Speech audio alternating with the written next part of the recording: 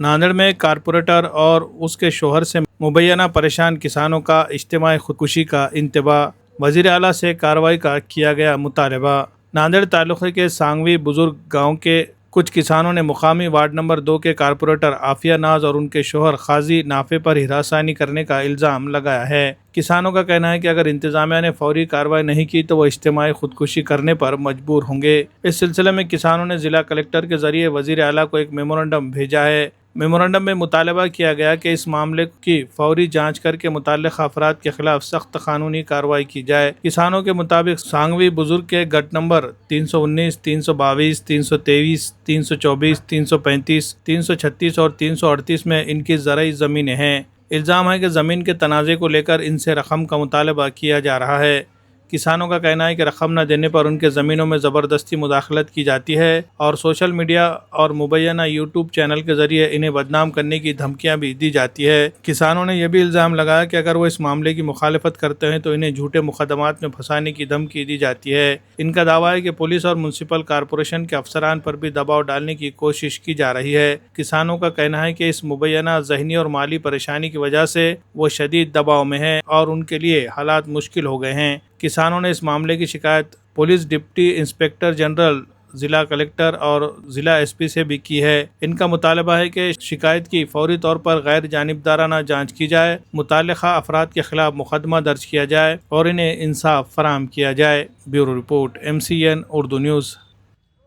आम्ही जिल्हाधिकाऱ्याला निवेदन दिलेलं आहे की आमच्या शेतीवर नाफे नावाच्या एका बंडखोर म्हणजे खंडणीखोर नगरसेवकानं धमक्या देऊन जमीन न विकू देणं, न हे करणं, म्हणून असं हे करायला लागले। तर मी सांगितलं शेतकरी असून मी गेल्या वेळेस आमची एक वेळेस फाईट झालेली आहे सर, की मुलाखतीद्वारे त्यांना आम्हाला धमकावलं की या ठिकाणी मुस्लिम समाजाचं आरक्षण आहे आणि ही जमीन तुम्ही कशी काय विकू शकता।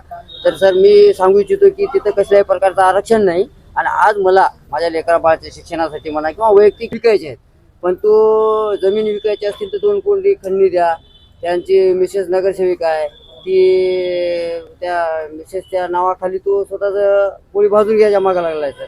तर फक्त मला एवढंच म्हणायचं की मी इतकं सांगूनही त्यानं जर ऐकलं नाही माझं, म्हणून मी काय केलं सर की सरळ पोलीस स्टेशन, इमानतळ पोलीस स्टेशनला एक FRI दाखल केला त्याच्या नावानं आणि FRI फाडून घेतला, पण प्रशासनानं कोणतीही कारवाई केली नाही त्याच्यावर, म्हणून तो सुसाट सुटलाय। आता त्याची हिंमत इतकी वाढलेली आहे की एक वेळेस फक्त माझ्यावरच होतं, पण आज सर्व शेतकऱ्यावर त्यानं दबाव टाकलेला आहे की तुम्ही जमिनी कशा विकता, काय नाही बघतो मी। आणि त्यानं असे एक भेव तयार केलेले आहे की कागदपत्राद्वारे, आरक्षणाच्या याच्याद्वारे। तर मी सांगू इच्छितो की आमचे 2 टर्मचे नगरसेवक मी सोबत आणलेले आहेत की कसल्याच प्रकारचं कोण्याही जमिनीवर आरक्षण सध्या महानगरपालिकेचं नाही। आणि मग महानगरपालिकेला निवेदन आहे की असं पेपरमध्ये जाहीरपणे त्यांनी प्रकटन द्यावं की सांगवीची कुठलीही जमीन आरक्षणामध्ये नाही। तरी पण महानगरपालिकेचे अधिकारी काही बोलायला तयार नाहीत आणि हे नाफे त्या गोष्टीचा पूर्णपणे फायदा घेऊन शेतकऱ्याकडून प्रत्यक्ष खंडणी वसूल करण्याचं काम करीत आहे आणि यांचा कुठलाही कसल्याही प्रकारचा चांगला बॅकग्राऊंड नाही। हे गुन्हेगारी प्रवृत्तीचे लोक असे जर नांदेडला तयार झाले आणि महानगरपालिकेत जर गेले तर महानगरपालिकेचं लई लवकर वाटोळ होणार आहे। त्यासाठी माझी विनंती आहे महानगरपालिकेला की आपण अगोदर एक पत्र काढून सांगवीवर कसल्याही प्रकारचं कुठलंही आरक्षण महानगरपालिकेचं नाही असं जाहीरपणे महानगरपालिकेनं सांगावं आणि शेतकऱ्यांना एक धीर द्यावा ही माझी कळकळीची महानगरपालिकेला विनंती आहे। आणि या नाफेला जे अगोदर मी केस केलेला आहे त्या केसचा ॲक्शन पोलीस स्टेशनने ताबडतोब घ्यावं ही माझी कळकळीची पोलीस स्टेशन विमानतळाला विनंती आहे। ते शेख जाकीर नावाचा माणूस आहे, त्याला आमची थोडी कळकळ हे वाटली, यांच्या मागं कोणी नाही, तर तो आमच्या थोडा आम्हाला मदत करायला लागला। तर त्याला धमक्या द्यायला ती तू आपल्या जाती काय, तू कैसे मदत कर रहा, ऐसा कर रहा वैसा कर रहा म्हणाले। पण ते माणूस हा माणुसकीनंच मदत करत असतो, पत्रकाराचं काम आहे आणि शेख जाकीर त्या पत्रकाराच्या मदतीनं आम्हाला मदत करायला आहे। आता याची जातीच्या आधारे किंवा आरक्षणाच्या नावाखाली हे असं दादागिरी चालू आहे। आता ही दादागिरी ताबडतोब बंद करावी हीच माझी तर आम्ही आज जिल्हाधिकारी साहेबांना सांगितलं मी सरळ की बुवा साहेब म्हणलं मी FRI फाड, माझ्यातर्फे जे प्रशासनाला करता येईल ते मी केलं। जर प्रशासनाने याच्यावर योग्य तर कारवाई जर नाही केली तर आत्मदहन करण्याशिवाय मला पर्याय नाही आणि मला आत्मदहनाची परवानगी प्रशासनाने द्यावी ही माझी कळकळीची विनंती। किती दिवसाचा अल्टिमेटम? आम्ही 8 दिवसाच्या मध्ये अल्टिमेटम दिलेलं आहे त्यांना। तर 8 दिवसात ही कारवाई झाली तर ठीक आहे, नाही तर 8 दिवसात आम्ही सर्व शेतकऱ्यांसमोर येऊन आत्मदान करू. मागणी त्या मापी साहेबाची पैशाची आहे. त्याला पैशाची लई भूक लागली. त्याला सांगवी गाव इकतच घ्यावं आले सगळं एकट्याला. आमच्या जमिनी इकू देणं आलंय आणि आम्हाला निवड रोज त्रास द्या. त्याला एकट्याला सांगलं तर ते त्याच्या पत्नीला सुद्धा घेऊन आले. मी असं करून तुमच्यावर असं करतो, तुमची जमीन मी विकू देत नाही, हे त्याचं बोलणं आहे. जमीन कुठं आहे? जमीन सांगवीची नगरपालिकेत. पैसे 2 कोटी रुपये मागा, खंडणी मागायला. गंडी मागाले. कोण मागायला ना? कोण मागलं? ते माफी साहेब. माफियाचं काय? हा, त्याचं नाव एवढंच आहे, एवढं ध्यानात आहे आम्हाला. आणि ते काय आमच्या पुढे बी येणं झालाय, मागून चुपे रुस्तुम काम करायला. हा, घडी घडी आलाय, कोर्टात चला, इकडे चला, आता तिकडे गेलाय. काय पद्धती द्यायचं? त्याचं पद नगरसेवक आहे ते 2 नंबर वार्डचा. त्याचं 3 नंबर मध्ये काय आहे, त्यांना आम्हाला जाणून बुजून त्रास द्यायला. काय निवेदन दिलं आपण? निवेदन शेतीचं दिलं साहेब. आमच्या शेती विकू दे ना, आमच्या शेतीत घेऊ दे ना. कोणी घ्या गेलं तर त्याला घेऊ दे ना. त्याला पैसे मागायला, आम्हाला पैसे मागायला, याला पैसे कुठून देऊ? आता काय इच्छा? काय आता विचार, त्यानं आमच्यावर आणखी केस केलाय. पैसे द्या, नाही तर तुमची जमीन विकू देणार. जमीन मुळात कुणाची आहे? शेतकरी बाबाराव पाटलाची गावातली पूर्ण शेती आहे सांगवीची. सांगी गावाची पूर्ण शेती आहे. तुम्ही जे म्हणालात ते अगदी बरोबर आहे. आमच्या सगळ्या शेतकऱ्यांनी त्यांचं म्हणणं काय आहे हे तुमच्या सगळ्यांना आतापर्यंत सांगितलेलंच आहे. अनेक वेळा आम्ही जे प्रभाग क्रमांक 2 चे जे नगरसेवक प्रतिनिधी आहेत त्यांना अनेक वेळा सांगून सुद्धा ते आम्हाला, आमच्या सगळ्या शेतकऱ्यांना त्रास देण्याचा प्रयत्न त्यांचा सुरू आहे. पण आम्ही सांगवी प्रभाग क्रमांक 3 चे सक्षम नगरसेवक आहोत. त्याच्यामुळं आमच्या शेतकऱ्यांसाठी किंवा आमच्या प्रभागामध्ये ज्या पण समस्या असतील किंवा नसतील किंवा आमच्या जनतेसाठी आम्ही सक्षम आहोत. आम्ही त्यांच्या ज्या पण समस्या काही असतील किंवा नसतील ते आम्ही सोडवू. मला असं वाटतं की प्रभाग क्रमांक 2 मध्ये सुद्धा तुम्हाला तुमच्या समस्या सोडवण्यासाठी भरपूर साऱ्या अडचणी आहेत. तुम्ही तिकडे लक्ष द्यावं.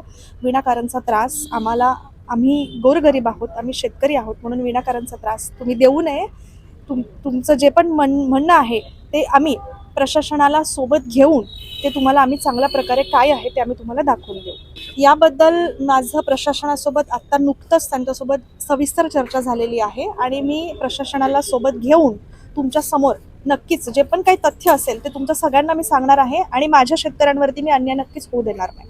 तेवढंच मी तुम्हाला सांगू इच्छिते. धन्यवाद. बाकीचं जे पण काय असेल ते तुम्हाला प्रशासनाच्या माध्यमातून मी तुमच्या समोर सांगणारच. थँक्यू. सर्व शेतकऱ्यांनी केलेली मागणी. प्रभाग क्रमांक 3 माझे सांगवी गाव, मूळगाव सांगवीमधील जुने कष्टकरी शेतकरी, खोतकरी, जे गोरगरीब शेतकरी जे आहेत, आज त्यांच्या मुलाच्या लग्न कार्यासाठी, शेती विकणी वगैरे याच्यासाठी, उदरवाहासाठी, शिक्षणासाठी काही जे काही आहे, तर आजपर्यंत आमच्या सांगवीला कोणतेही आरक्षण नाही आहे. आज 2019-20 मध्ये पूर्ण हे गट नंबर जे आहे ते 2-3 जे गट नंबरवरचे नाफे ताजी काहीतरी नाव ऐकलेलं आहे मी. तर या संबंधित यांनी व्यक्तीने आमच्या शेतकऱ्यांना सर्व त्रास दिलेला आहे की बाबा तुम्ही जे कोणी सौदा करत असेल त्याच्या आडपटी येऊन सौदे वगैरे करण्यासाठी रोख करत नाही. तर यासाठी आम्ही सर्व जिल्हाधिकारी SP साहेबांना व विमानतळ पोलीस स्टेशनला निवेदन देऊन आम्ही शेतकऱ्याच्या हिताची मागणी करत आहोत व त्याच्यावर कठोर कारवाई करण्यात यावी एवढीच मागणी करतो. पत्रकार बंधूंना माहिती आहे, काल परवाच महाराष्ट्र शासनाने लोकप्रतिनिधीसाठी हे केलं. नगरसेविकाच्या प्रतिनिधीवर कोणत्याही सरकारी कामामध्ये हस्तक्षेप करू शकत नाही, हे कायदा काढलेला आहे आणि कोणी असे करू नये म्हणून त्याच्यावरती आज विमानतळ पोलिसांना आमच्या मनपा अधिकाऱ्यांनी त्याच्यावर गुन्हा सुद्धा दाखल केलेला आहे. संबंधित सर्व अधिकारी कारवाई करतीलच ना, जसे समोर दिसेल निर्देश येईल त्यावेळेस कारवाई करतीलच. आपली भूमिका काय राहील? माझी भूमिका असेच शासनाच्या बरोबर सर्व नियमाशी माझी निगडीत भूमिका आहे. हर वालिदैन की ख्वाहिश होती है कि उनके बच्चे को बेहतरीन तालीम और तरबियत मिले. यही ख्वाब पूरा करता है जैन पब्लिक स्कूल देगलू नाका नांदेड़. LKG, UKG और नर्सरी में दाखिलों का सिलसिला जारी है. यहाँ तजुर्बेकार, तालीम याफ्ता, बासलाहियत असातिज़ा मोहब्बत भरे अंदाज में बच्चों की तालीम और तरबियत करते हैं. सिर्फ तालीम ही नहीं बल्कि बच्चों की ज़हनी, जिस्मानी और तख्लीक़ी सलाहियतों को निखारने के लिए रंग बिरंगे और दिलचस्प सरगर्मियों का भी खुसूसी इंतज़ाम है। जदीद सहूलियात से आरास्ता क्लासरूम, पीने के लिए साफ पानी, कुशादा और साफ सुथरा माहौल, यहाँ हर बच्चा खुशी के साथ सीखता और आगे बढ़ता है। जैन पब्लिक स्कूल में हर बच्चे की इनफरादी सलाहियतों पर खुसूसी तवज्जो दी जाती है ताकि वो एतमाद के साथ अपनी कामयाबी की मंजिलें तय कर सके। दाखिलों के लिए किसी भी तरह का कोई डोनेशन नहीं बल्कि सिर्फ वाजिबी फीस ली जाती है ताकि समाज के हर तबके के लोग अपने बच्चों को पढ़ा सके। तालीमी साल 2026-27 के लिए दाखिलों का सिलसिला जारी है। नशिस्तें महदूद है, इसलिए जल्दी कीजिए और आज ही अपने बच्चे का दाखिला यकीनी बनाइए। मजीद मालूमात और राब्ते का पता Jain public school, deluxe function hall के सामने वाली गली, नज़द यूसुफ मेडिकल, देगलू नाका, नांदेड़।